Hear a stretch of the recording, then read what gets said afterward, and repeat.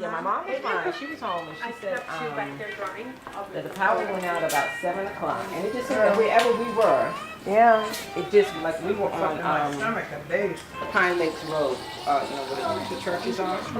And we could hear the thunder and the lightning, but nothing hard ever really came down. Really great idea. And then when we got out and we drove down Parkville Parkway, everything seemed normal. All of a sudden, Marty? Until, you know, I got to make that turn in Palm Harbor. I said, well, goodness, it's dark out here. That's what happens when you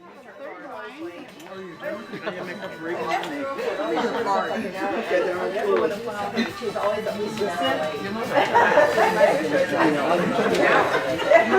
She's always an hour late. She shows up an hour late. She's going to do something. That's what I've done recently. I said, you got to show up this time because she always shows up an hour late. That's what she does. Okay, let's start. Okay, let's get started. It's time for the meeting to start. Okay, it's 4:30. It's time for the meeting to start. Something that I had to do. So 5 years before I retired, I went to culinary school so that I would have a personal chef business in place by the time I was ready to retire. And because you can't plan your life, instead of being in New York, I ended up in Florida. And from 2007 to about 2012, I worked as a personal chef around Flagler County, and I have done speaking seminars on sustainable eating, and it's all been very good. Then I decided that I wanted to offer my clients something a little more than just basic desserts. I wanted to have not just pretty food, I wanted to have pretty desserts as well. And I took a class at Michael's. And so I started with the basic, course 2, course 3. There was no course 4 until I was leaving. And the young lady who was teaching the class said to me, well, would you like to teach? I said, well, gee, I never thought about it. So she stayed around to teach me course 4. And one day I was just the Michael's Palm Coast decorating instructor. So what happened, I was teaching classes, and I went to the Wilton School, the Wilton Master School, and I came back, and my advanced students, Wendy Joe, said to me, well, Carol, what else are you going to teach? I said, well, gee, I don't know. And so when I came back, they were waiting for me to come back to show them all the new stuff that I had learned in Chicago. So we got to work, and we started buying because Kai offered me, made an offer that I did not want to refuse because I looked at this space and it was so well lit, and he said, well, you know, one day I'm going to come over and see what you do. I said, oh, you just want to see how messy we are. You just want to see we're going to mess up this space. So I assured him that the classes that I would teach here would not be messy classes. Okay, so basically what we're going to do are things like this particular fruit bowl. Now, when I say that if you can roll clay, you can make this fruit bowl, I mean that in the sincerest sense. And what I've done today, I brought in an apple. An apple? It's a real apple, right? A real apple. That's a real apple.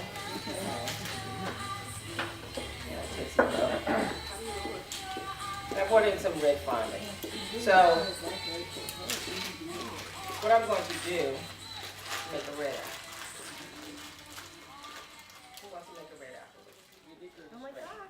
Because I never let anybody leave my classroom with an ugly cake. Okay? So now I'm just taking this in between my hands and I'm kind of shaping the bottom. This will be a smaller apple than the one that's there. Okay? So, Look at that. Oh my it's gosh. kind of taking on the form, right? It looks like an apple. Okay. And I'm going to keep this really simple, even though I have these fondant Well, it's tubes not, here. you're not keeping it that simple because I can't figure out what you're doing, so it's not really that simple. I think there are people who would disagree with you, but I'm going to let that go.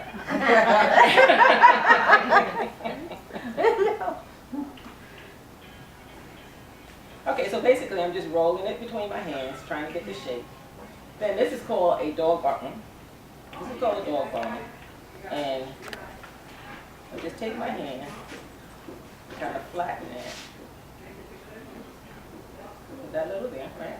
Put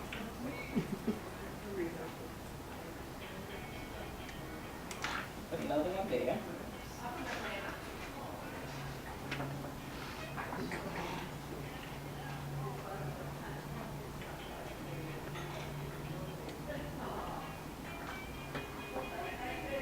So if you've ever done any clay modeling, then you know you have to kind of move it around your hands a little bit. Is that edible? Oh yeah. And I'm not that creative. You're very creative. I'm not even, I can't even, I'm not very creative. So it's like, She's what gonna do you make you do? creative. What are you gonna do? What are you gonna do with this apple? But you don't have to be an artist, you have to be a technician. Oh, yeah. Because the techniques are there. Yeah, If you're a technician, you can follow direction, right? okay, yes, I There you go. probably could do that. Okay, so one of the things we also noticed is, so you start using your finger, because you see how the apple is more recessed in there? Exactly alike in Mother Nature. No two snowflakes, no two strawberries. So if you look at your neighbor's strawberry and you say, well, that doesn't look like my strawberry, well, you know what? It doesn't have to, because that's the way Mother Nature does things as well.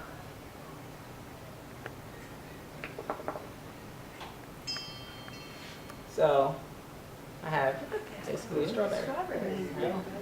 So basically, this type of thing that I'm doing here, I would do this class over a period of 4 weeks, basically because of the time that it takes to roll out some of these objects. This is a 6-inch styrofoam base. I would show you how to make this wood-like finish right here. And you know, how to create the barrel. We would do that, say for instance, the first class. And I think rolling the grapes might have taken me the most time, because how many grapes do you actually need?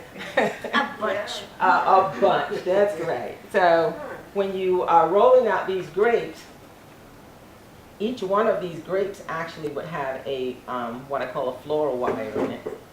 And they all need time to dry. So we would do certain of these projects in class. You go home, and then we go to the next fruit, and then we would work on the leaves. And even though these leaves look like they would cause you a lot of consternation, a lot of this, say for instance in this leaf, just has to do with the way I combine the colors before I cut the leaf. So I wanted to make what looked like a variegated leaf. So when I rolled out my fondant, I didn't blend it all the way. I kept it so that there was some white and some green, and then I cut it and I put it in a press, and I will show you how to do that, how to thin the edges. And then the biggest fun of all comes in coloring these leaves. And believe it or not, Okay, cool. so easy day to park. So I go to the drugstore so I can see what Miss Brown looks like, and I went online. So now I'm trying to figure out how to make this cake with these shoes and these gloves. And that was all fine, because I gave her some go-go boots. She weren't working, so I gave her some knee highs. But then she wears glasses like this. And I had to figure out how to get her glasses and her eyebrows on so that she would look like Miss Brown. And so I got it up on top of this 3-tiered cake. And by the time I got there, you know, her legs were askew. And what was it you wanted on the side of the cake? Oh. Some. Yeah. She had her, what is it? Whatever Beauty, the quote is. something Beauty, or something. brains, and something. Yeah. Okay. So I said to Shirley, I said, nothing difficult, you know. But you know, it's like these little treats here. You do them because it's just kind of like a labor of love. It's not because it's 1-2. You know, it's like I say in class. If everybody could do it, they wouldn't need you. So you know, it's small. There was a lady from Carrabba. She asked me if I would come and make desserts. I said, ooh, no.